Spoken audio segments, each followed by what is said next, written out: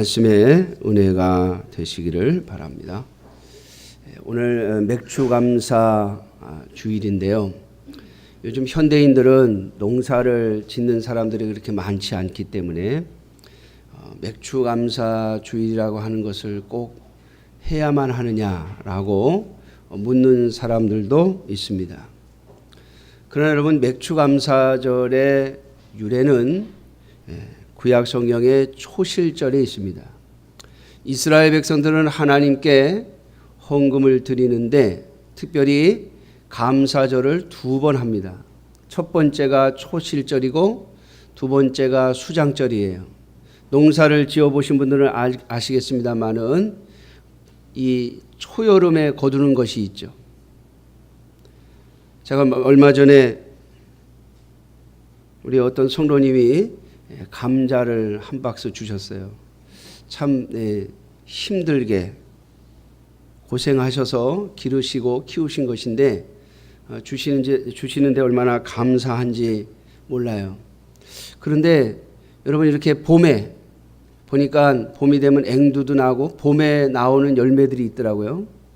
또 복숭아, 자두, 그다음에 요즘 보니까 살구도 누가 주셔서 제가 먹어봤는데 이런 것들은 봄에 나요. 또 어떤 과일들은 가을에 열리죠. 그러니까 봄에 열리는 열매가 있고 가을에 열리는 열매가 있어요. 또 곡식들도 보면 봄에 거두는 곡식이 있고 가을에 거두는 곡식이 있어요. 하나님께서 농사를 지으면서 열매를 거둘 때 제일 먼저 열매가 맺어지면 하나님 앞에 초실절을 드려라. 처음 열매들이 맺혔을 때 그것을 가지고 하나님 앞에 감사해라 라고 말씀하시고, 그리고 모든 농사가 다 끝나고 겨울이 되기 전에 다 거둬들인 다음에 하나님 앞에 이제 또 마지막 추수를 다 하고 나서 하나님 앞에 감사해라. 이렇게 하나님이 이스라엘 백성들에게 주신 명령이 있는데 그 초실절이 오늘 기독교인들에게 있어서 맥추감사 주일이고, 그리고 수장절, 마지막 가을 모든 것을 거두고 난 다음에 하나님 앞에 감사하는 절기가 추수감사절이 될 것입니다. 대개 보면 오늘날 이제 초실절은 원래 성경에 있는 날짜로 하면은요 매번 바뀌게 되어 있어요. 그래서 우리 한국 교회에서는 이 맥추감사 주일이 자꾸 바뀌면 성도들이 혼란을 가져오니까 7월 첫 번째 주일로 정해서 이때 지키자라고 하는 그런 의논들을 가지고, 어떤 교회들은 좀 일찍 하는 교회도 있습니다만은 그저 교회 이 총회나 이 교단의 그런 권면 사항에 의해서 우리 교회는 매년 7월 첫 번째 주일을 맥추감사 주일로 지키고 있습니다.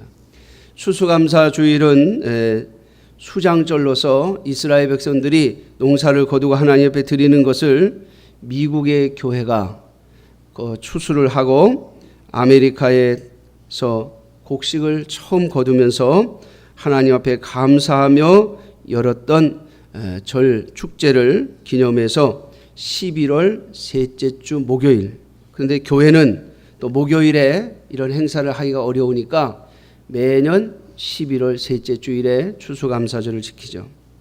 전체적으로 보면 전반기에 한 번, 그 다음에 후반기에 한 번 이렇게 감사절기를 지키게 된 것입니다. 자, 그런데 오늘날 이 감사절기를 지켜야 하는 교회의 또 다른 이유가 있는데 그것은 바로 가난한 자들을 위해서입니다. 오늘 본문에 나오는 고린도후서 9장에 나오는 이 내용을 보면 초대교회의 성도들이 가난한 자들을 위해서 특별한 헌금을 했던 그것을 우리 성경에 연보라고 이렇게 기록이 되어 있는데요. 특별히 헌금을 했던 기록이 있습니다. 이스라엘 백성들에게 하나님께서 이 감사절기를 하게 하시면서 구약 성경에 보면 3년에 한 번씩은 11조를 2번 내라고 하세요. 11조를 2개 내라고 하세요. 그래서 하나는 하나님을 섬기는 일에 쓰고 두 번째 11조는 가난한 사람들에게 나누어 주도록 그렇게 명령하고 있습니다. 또 뿐만 아니라 이스라엘 백성들이 드리는 제사 중에 감사제가 있습니다. 화목제라고 하는 제사가 있는데 이 화목제에 보면 하나님 앞에 드리는 감사제가 있는데 감사한 일이 생기면 감사제를 하나님께 드리고 그 감사의 제물은 다 태워서 하나님께 드리는 것이 아니라 일부만 떼어서 하나님께 드리고 남은 제물은 전부 제사를 드린 사람에게 도로 돌려줍니다. 제사가 끝나고 나면 돌려주면 그 감사 제물을 가지고 자기의 가까운 이웃들과 친척들을 불러서 그들과 나누어 먹도록 하나님께서 명령하고 있습니다. 그것은 가까운 이웃들 중에 하나님 앞에 감사한 일이 생기고 하나님께 특별한 은총을 받아서 하나님께서 주시는 복을 누리는 자들이 자신에게 주신 그 복을 자기 혼자 누리지 아니하고 이웃의 가까운 친척들과 같이 사는 이웃들에게 그 은혜를 나누도록 하신 것이죠. 그래서 초대교회의 성도들은 그러한 하나님의 말씀의 정신을 그대로 받아서 다른 교회가 어려울 때 그 교회들을 위해서 특별히 구제헌금, 연보를 하도록 그렇게 권하고 있습니다. 오늘 본문에 나오는 고린도 후서에 나오는 이 연보는 예루살렘 지역에 큰 흉년이 들어서 예루살렘 교회의 성도들이 어려움에 처하자 사도 바울이 그 예루살렘 교회를 위하여 특별히 헌금을 하도록 교회들에게 권면했고 그 교회들이 헌금을 모아서 이 예루살렘 교회에 가져다 주는 그런 일이 있었습니다. 그런데 고린도 교회가 은혜를 받아서 그래 우리도 헌금을 하자. 그래서 큰 헌금을 작정을 했는데 사도 바울이 거기에 감동을 받고 아시아에 있는 여러 교회들을 다니면서 고린도 교회가 하나님 앞에 이렇게 드리기로 작정을 했다고 증거하고 또 증언할 때에 많은 교회들이 감동을 받고 그 교회들이 다 헌금을 하게 된 것이에요. 그런데 이제 사도 바울이 이제 예루살렘을 향하여 돌아가면서 고린도 교회를 지나가게 되는데 만약에 고린도 교회에 갔는데 그들이 작정한 대로 헌금을 드리지 않았을 때 구제 헌금을 가지고 사도 바울과 같이 예루살렘으로 가는 소아시아의 다른 교회의 지도자들이 그 광경을 봤을 때 실망을 하고 그리고 사도 바울의 증언이 잘못된 증언이 될까봐 미리 몇 사람을 보내서 고린도 교회에게 너희가 작정한 그 헌금을 잘 준비했다가 내가 도착하면 하나님께 드리라고 권면하는 내용을 담고 있습니다. 사랑하는 성도 여러분, 그래서 오늘날 우리가 드리는 이 절기 헌금은 특별히 교회를 위해서도 드리는 것이지만은 구제를 위하여 가난한 성도들을 위해서 드리는 헌금이 되어야 하는 것이죠. 그래서 하나님께서 저에게 주신 은혜를 따라서 저도 하나님 앞에 기도하며 또 작정한 대로 우리 교회의 절기 헌금은 절반을 떼어서 선교와 구제를 위해서 하나님께 특별히 드리고 있는 것입니다. 사랑하는 성도 여러분, 오늘 이 일을 가리켜서 오늘 본문 마지막 14절에 보면 또 그들이 너희를 위하여 간구하며 하나님이 너희에게 주신 지극한 은혜로 말미암아 너희를 사모하느니라 라고 말씀하고 있는데 이것은 하나님께서 고린도 교회에 주시는 지극한 은혜라고 말하고 있습니다. 여러분, 어려운 교회를 돕고 또 어려운 이웃을 돕는 선교와 구제의 사역은 우리의 자랑거리가 아니라 하나님이 우리에게 주신 은혜라고 말하고 있습니다. 진정한 은혜는 많은 소득을 얻는 것이 은혜가 아니라 하나님께서 주신 그 많은 소득을 어떻게 사용하게 되었느냐가 바로 은혜라고 하는 것이에요. 보통 많은 사람들이 은혜 받았다라고 할 때 내가 하나님께로부터 무엇을 받은 것을 자꾸 이야기하고 싶어 하는데 저도 그렇습니다. 하나님 앞에 뭐 받은 거, 그거 생각하면 얼마나 좋고 기분이 좋고 감사한지 몰라요.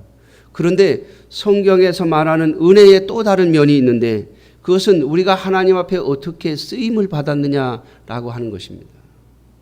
고린도 교회가 하나님 앞에 이 연보를 드리는 일에 어려워진 교회, 예루살렘 교회를 돕고 어려운 이웃 교회의 성도들을 돕는 일에 그들이 쓰임을 받은 것 그 자체가 바로 하나님의 은혜라고 하는 것입니다.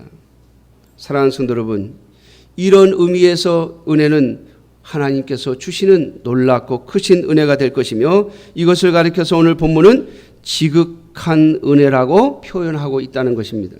사랑하는 성도 여러분, 저와 여러분들이 또 우리 북한강 중앙교회가 하나님께로부터 받은 지극한 은혜가 차고 넘치기를 주님의 이름으로 축원합니다. 이렇게 우리가 하나님 앞에 이 은혜를 받고 쓰임을 받아야 하는 데는 몇 가지 원리가 있습니다. 우리가 하나님 앞에 맥주 감사주의를 드리면서 하나님 앞에 특별히 예물을 드려야 하는 가장 중요한 이유는 우리를 주님께서 우리의 생명을 사셨기 때문입니다. 이스라엘 백성들에게 하나님께서 너희가 처음 익은 열매, 첫 열매를 가지고 나 여호와를 섬기라고 말씀하실 때 그 근거는 내가 너희에게 많은 것을 주었으니 너희가 나를 섬기는 것이 마땅하지 않느냐라고 하는 뜻이 아닙니다.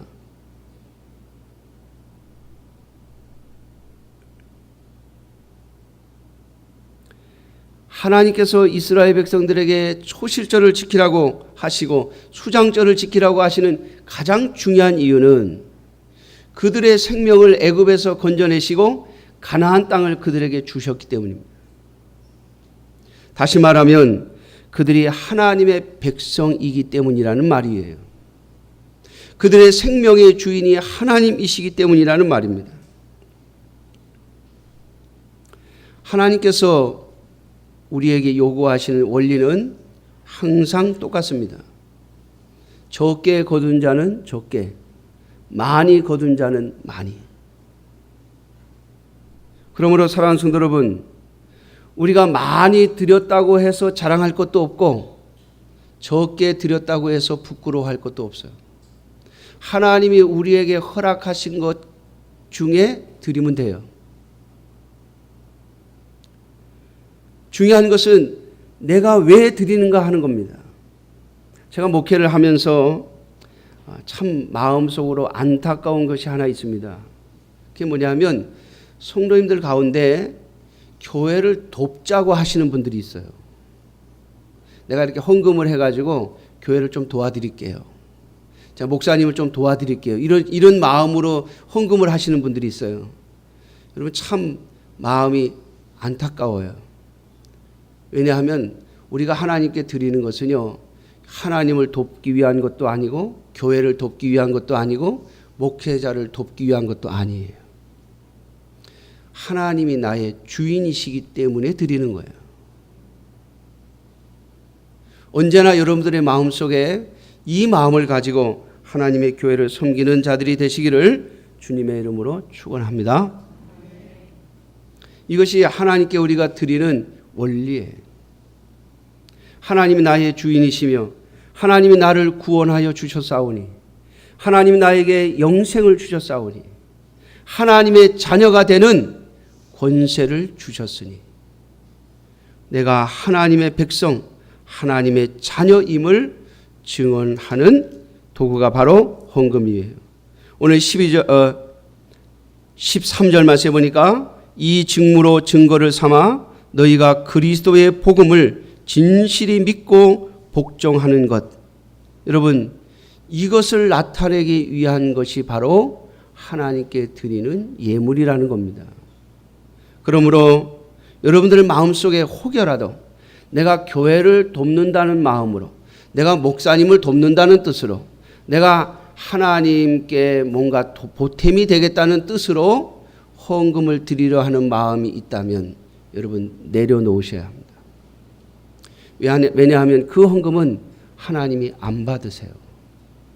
제가 자주 얘기합니다만 교회는 받습니다. 여러분들이 헌금하면 뭐 돌려주는 법은 없어요. 제가 옛날에 어떤 집사님에게, 우리 교회 그냥 지나가다 들리신 집사님에게 그런 이야기를 들은 적이 있어요. 서울에 있는 어느 교회는 뭐 잘못된 교회는 아닙니다.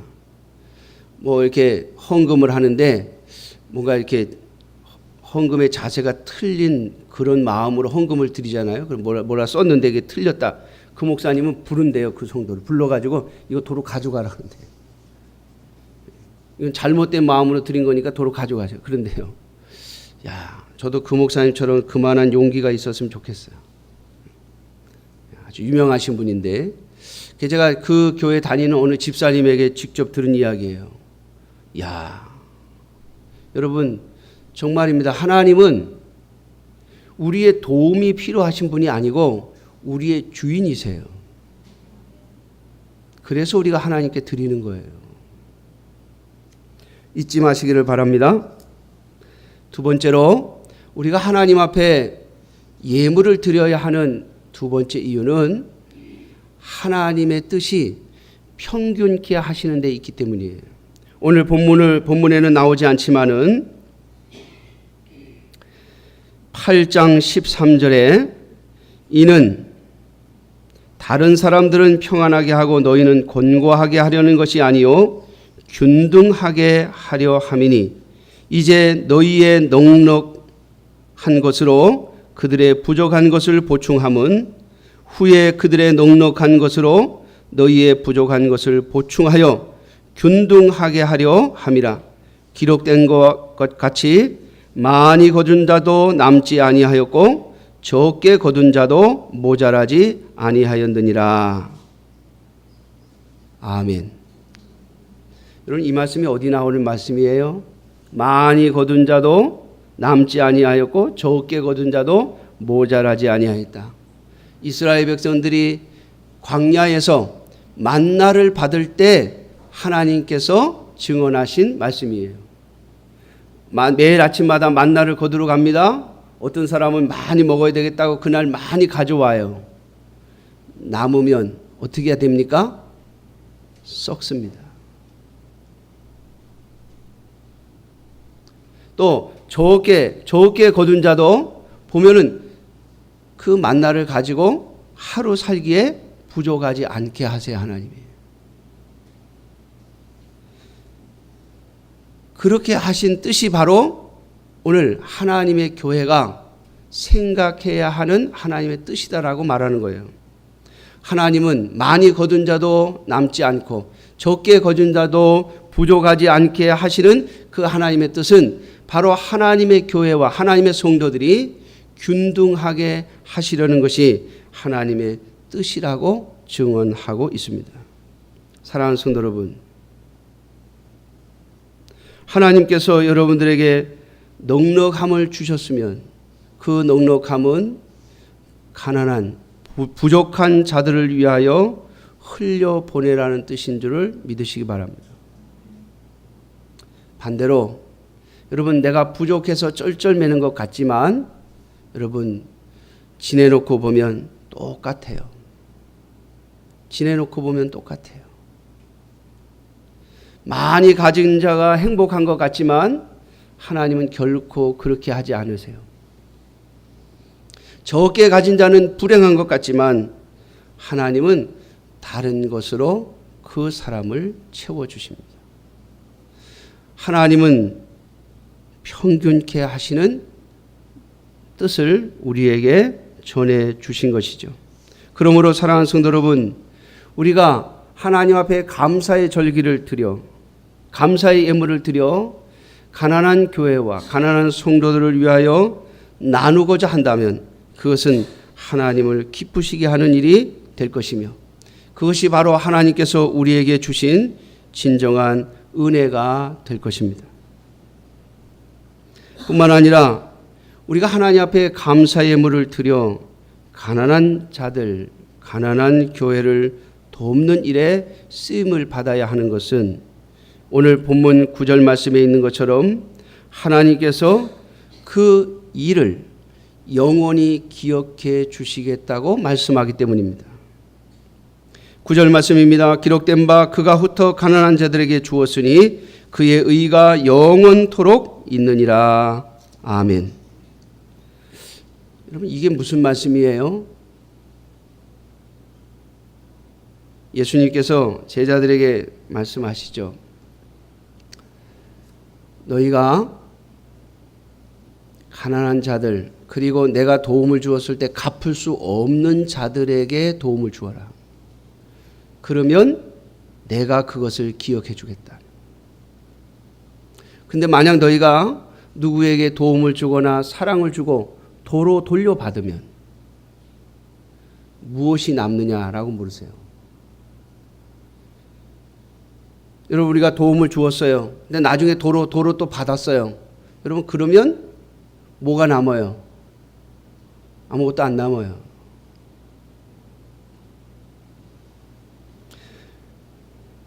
우리 사람들에게는요, 이러한 마음이 있어요. 제가 어떤 분들을 이렇게 만나보면 제가 밥을 한번 사드리면요, 언젠가는 꼭 밥을 사려고 막 애쓰는 분이 있어요. 저도 그래요. 저도 누가 밥 한 끼 사주시면은 저 다음에 제가 살게요. 또 그런 마음을 제가 가지고 있어요. 왜? 그래야 내 마음이 편하거든. 그렇죠? 근데 받는 입장에서도 그럴 뿐만 아니라 주는 입장에서도 그런 것 같아. 내가 그래도 한 2끼 정도 샀으면 저쪽에서도 한 끼는 사야 되는데, 이런 마음 말이죠. 아니, 내가 한 5번 사줬으면 저쪽에서 나 밥 한 번은 사줘야 될 거 아니야. 이런 마음이 우리에게 있어요. 여러분, 그런데 오늘 말씀은, 예수님은 나에게 갚을 수 없다고 생각하는 자에게 주라고 말씀하세요. 그러면 누가 갚아요? 주님께서 갚으신다는 말이에요. 그러므로 여러분, 우리가 하나님 앞에서 그런 마음을 가지셔야 돼요. 내가 도움을 주었는데 저 사람이 나한테 안 갚는 것 같아. 그냥 놔두세요. 왜? 그게 여러분들에게 더 복이에요. 그게 복이에요. 왜냐하면 하나님께서 반드시 역사하게 만드세요. 지난번에 우리 교회 왔던 김항철 선교사님, 저랑 대학을 3년을 같이 다녔어요. 1학년 때, 2학년 때, 4학년 때. 군대 생활 기간이 좀 달라가지고 제가 김항철 선교사님보다 한 1년 더 했거든요. 중간에 김항철 선교사님 또 1년 휴학을 하는 바람에 4학년 때 같이 다녔는데, 제가 대학 다니면서 김항철 선교사님한테 참 많이 얻어먹었어요. 자, 배고프면 야 떡볶이 좀 사라. 배고프면 라면 한 그릇 사라. 김항철 선교사님은 생활이 저보다 조금 낫었고 저는 조금 어려워서 항상 자주 얻어먹었어요. 어쩌다가 제가 주머니에 돈이 생기면은 제가 막 밥 사준다고 막 많이 얻어먹었잖아요. 그러니까 나는 돈 없으니까는 못 사주다가 어쩌다 돈 생기면 사준다고 막 그러면 또 김항철 선교사, 아니 난 먹고 싶은 것도 없고 별로 먹고 싶지 않다 그러면서 또 안 받아요. 그래서 제가 몇 번 못 사줬어요. 그런데 참 고마운 마음으로 졸업을 하고 이제 대학원을 가면서 서로 이제 좀 갈라서서 시간차가 생기는 바람에 대학원 때는 서로 교제를 못했는데, 한참이 지나고 나서 어느 날 김항철 선교사님은 캄보디아 선교사로 가고 또 우리 교회에서는 그 선교사를 돕는 자리에 놓인 거예요. 여러분, 하나님이 갚으셔야 그게 진짜 갚는 거예요. 믿습니까? 그때 만약에 김항철 선교사님이 야 내가 너 맨날 밥도 사주고 짜장면도 사주고 떡볶이도 사주고 그랬는데 넌 나한테 뭐 해준 게 뭐 있냐 이러면서 따졌으면 아마 제가 어떻게 했는지 갚았을 거예요. 그러고 난 다음에 내가 다 갚았는데 뭘. 여러분, 하나님이 수년이 지난 다음에 김항철 선교사는 선교사로 보내시고 저는 한국 교회에서 목회하게 하심으로써 우리가 캄보디아 교회를 위해서 선교비를 보내는 자리에 놓게 하셨잖아요. 사랑하는 성도 여러분, 하나님이 갚으실 때 그 상이 정말 큽니다. 그리고 하나님이 갚으시는 상이 영원히 기억되는 거예요. 그러므로 사랑하는 성도 여러분, 오늘 저와 여러분들이 하나님 앞에 상급을 남기는 자들이 되시기를 주님의 이름으로 축원합니다. 이게 바로 하나님이 고린도 교회에 주신 지극한 은혜라는 거예요. 사도 바울이 하는 말입니다. 너희가 이 땅에서 가난한 교회와 가난한 성도들을 위해서 헌신하게 하신 것은 하나님이 너희에게 갚으시려고 주신 은혜라고요.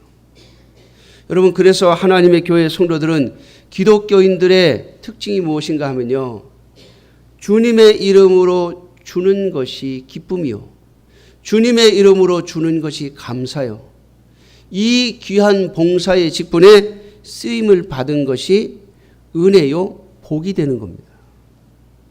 이 땅에서 인정을 받지 못해도, 이 땅에서 그 흔적이 남지 않아도, 누가 기록해 놓지 않는다 할지라도 하나님이 기억하실 것이기 때문이죠. 세상에서의 선한 일은요, 이 땅에서 기록을 남기려고 하죠. 또 그것이 남아야 그들에게는 영광이 될 것입니다. 그러나 하나님의 자녀들, 하나님의 백성들은 도로 갚을 수 없는 자들, 그들에게 주라고 명령하시고 그들을 통해서 하나님은 영원한 의로 남기시겠다고 말씀하고 있는 것입니다. 뿐만 아니라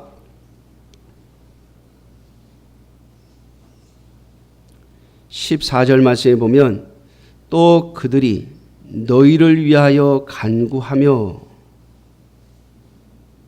라고 말씀합니다.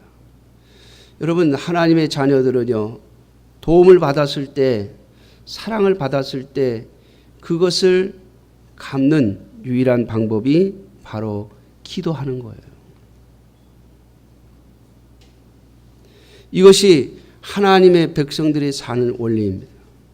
여러분, 누군가에게 도움을 받으셨습니까? 내가 사랑을 받았습니까? 되갚으려고 하지 마세요. 갚아버리면 그 사람에게 상이 없어요. 갚아버리면. 미우면 갚으세요. 미우면. 네, 저 사람 상 못 받게 만들어야지. 그럼 싹 갚아버리세요. 한 톨도 남기지 말고. 그런데 정말 사랑하는 마음이 있다면, 여러분, 대개 보면 갚으려고 하는 게 저도 마찬가지입니다만은 두 가지 이유 때문에 그런 것 같아요.